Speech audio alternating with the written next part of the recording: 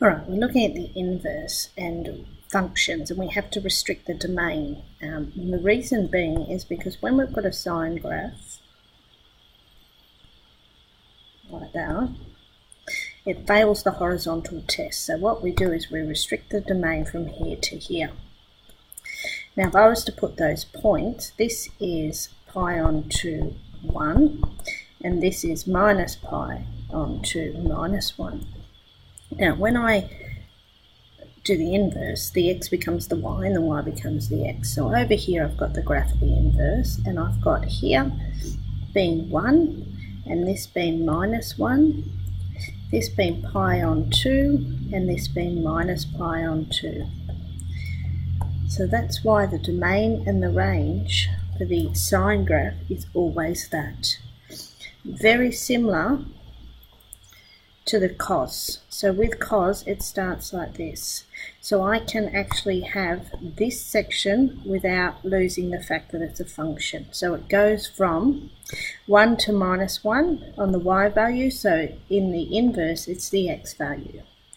The x value goes from 0 to pi on the cos graph, so on the inverse the y goes there. So if I just label that, this is minus 1 and 1, and this is pi, and this is 0. Tan goes like this. Now if I actually find it easier to rotate it about the symmetrical, and if I rotate it about there, I get the fact that it goes and just keeps going. Okay, so it comes up to an asymptote at pi on 2 and down to an asymptote of minus pi on 2. Now, we need to apply that to some questions. The sine, shift sine a half, so if I go, the sine of what gives me a half, shift sine 0.5, I get 30. So it's pi on 6. But, back to sine, it's between pi on 2 and minus pi on 2, so it's actually in these two quadrants. So I need to remember that it's also minus pi on 6. The tan inverse is 1.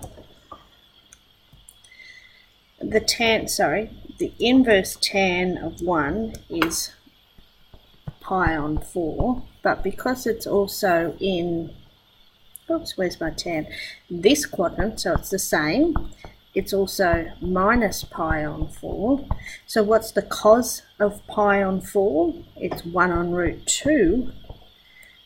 But I also have to remember the cos of minus pi on 4, which is also 1 on root 2, so 1 on root 2 is the answer.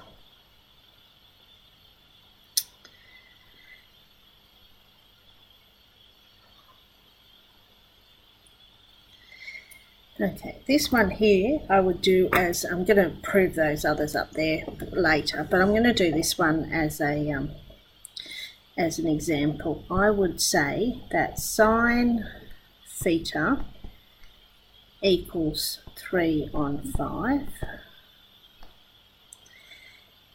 Now, I'll come back to it.